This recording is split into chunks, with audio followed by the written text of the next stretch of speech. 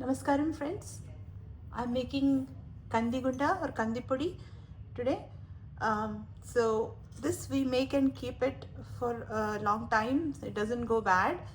It's similar to the Parapu Podi that it's similar to Parapu Podi. It's made Parapu Podi is also a podi that's eaten with rice and ghee. Kandi Podi also is eaten with rice and ghee. So this has been passed down through generations in our families also. So this recipe I got it from my mom, and I'm sure she got it from her mom, and even my father's side also they would make it like this.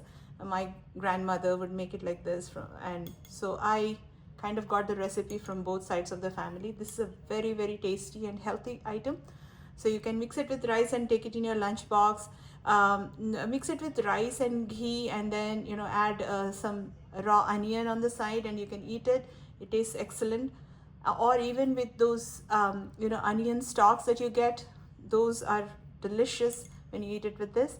Or you can just eat it plain, or sometimes people mix kandigunda avakaya and with the rice and add a teaspoon of ghee on top, mix it and eat it. That's an excellent combination. So there are several different variations you can do. So but this is the basic kandi pudi that I will make. Let me start with the ingredients.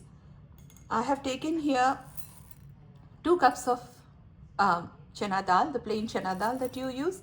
I have used the rice cooker cup, the rice cooker measure, which is smaller than the actual baking cup. So I'm taking 2 cups of chana dal. 1 and 3/4 of that same cup, 1 and 3/4 cup of tuar dal or kandipappu, senagapappu, kandipappu. This is senagapappu or chana dal. This is kandipappu or tuar dal, 1 and 3/4 of this. Then comes the yellow moong dal or pesarpappu. I have taken 1 cup. So each one it reduces by a little. So this one, the moong dal or the pesarpappu, I have taken 1 cup of it, and 3/4 cup of urad dal or minapappu, only 3/4. So the maximum amount I put is of chana dal, then little less of kandipappu or tuar dal, a little less of then that is the pesarpappu, a little less than that will be the minapappu. And then I have taken about 20 dry red chilies. I have wiped them with a paper towel, just in case there is some dust or something. So I always wipe the dry red chilies with a paper towel and keep them. So I'm using about 20 of the dry red chilies. Adding 1 teaspoon of jeera, 2 teaspoons of salt, and a big, I would say about 1 teaspoon of hing, my favorite spice. This one, for all this, you should add about 1 teaspoon of hing. All right, let's go to the process. So we will be dry roasting the dal separately. So I'm taking the 2 cups of chana dal. Take a wide bottomed pan and put it on low to medium heat, and then dry roast the this is chana dal first. I'm starting with the chana dal. So all of them have to be dry roasted into a golden brown color. So constantly you have to keep stirring it, because it should not burn on one side, so you have to constantly keep stirring it. So they will turn golden brown to a dark brown color. So that's when we'll remove it from the pan, and then we'll dry roast the tuar dal. Okay, as you can see, the chana dal has turned golden brown. I'm going to remove it into a bowl, and then we'll dry roast the tuar dal after this. Okay, adding tuar dal.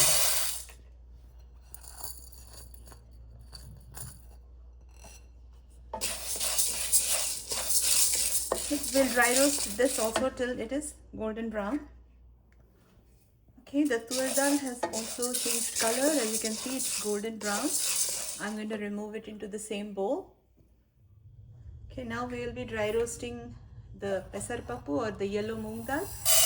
This is the one that has no skin on it, just yellow moong dal. Dry roast it till golden brown. You can do it on low to medium flame, the same flame that we have been dry roasting, continuously stirring. The moong dal also has changed color. As you can see, always use a thick bottom pan, otherwise there will be burning and stuff, so make sure that you're using a thick bottomed pan. All right, let's remove this dal also into the same bowl. Now I'm dry roasting the urad dal.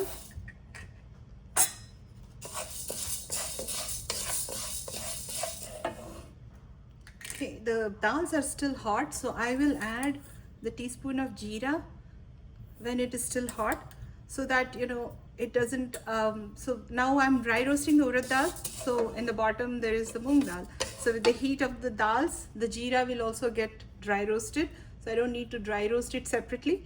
This way there is even roasting of the jeera also, it should not be over roasted, so that's why I'm adding it this way. And then I'll add some hing also on top of this hot dal. The urad dal also has roasted well. Now I'm going to switch off the flame and I'm going to remove this dal into the same bowl.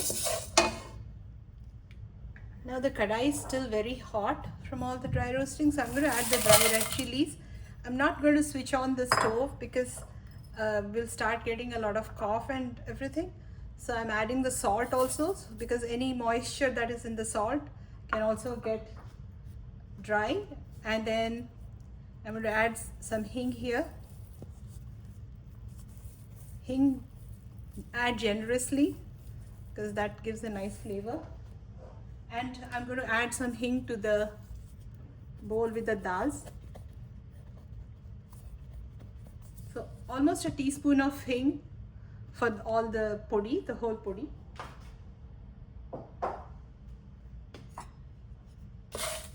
Just give it a stir. So the dry red chilies will also get roasted evenly. I'm going to let it cool down when the kadai is still hot, and I'm going to let it cool down, this red chilies and also the bowl with the dals. Then we will start the grinding. As you can see, the dals are getting cooler. Let's give it a mix. So this is the color that you should keep all the dals at. They should not be very dark brown, but they should be slightly golden brown in color, so that it gives a nice flavor once you grind it. So we'll let it cool down fully and then we'll start the grinding.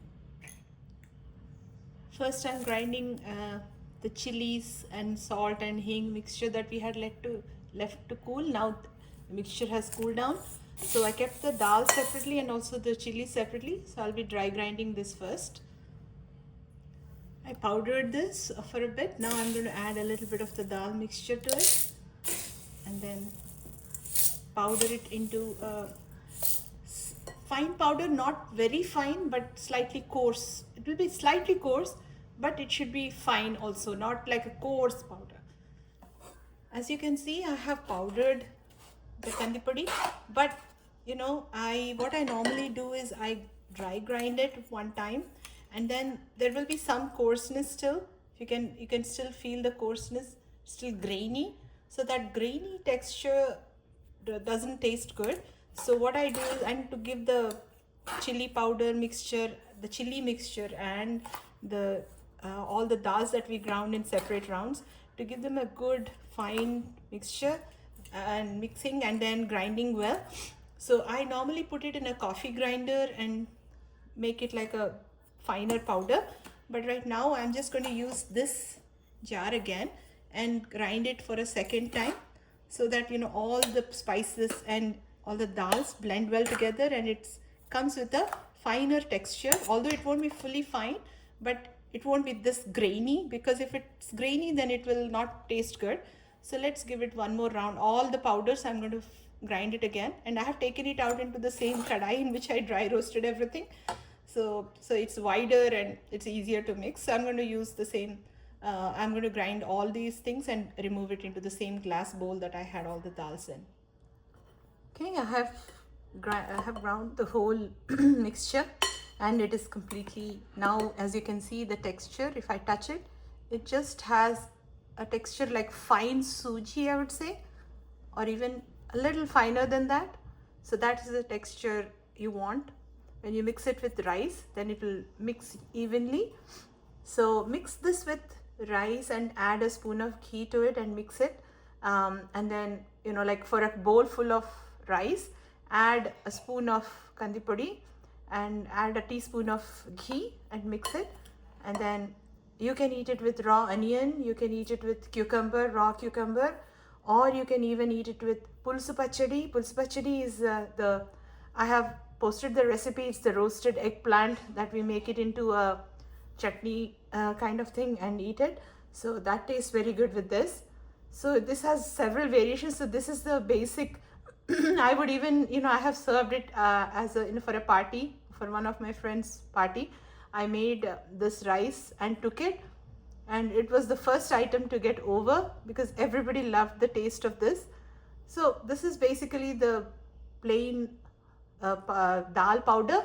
You can eat it with rice, and let me know if you all like it. Hope you all enjoy.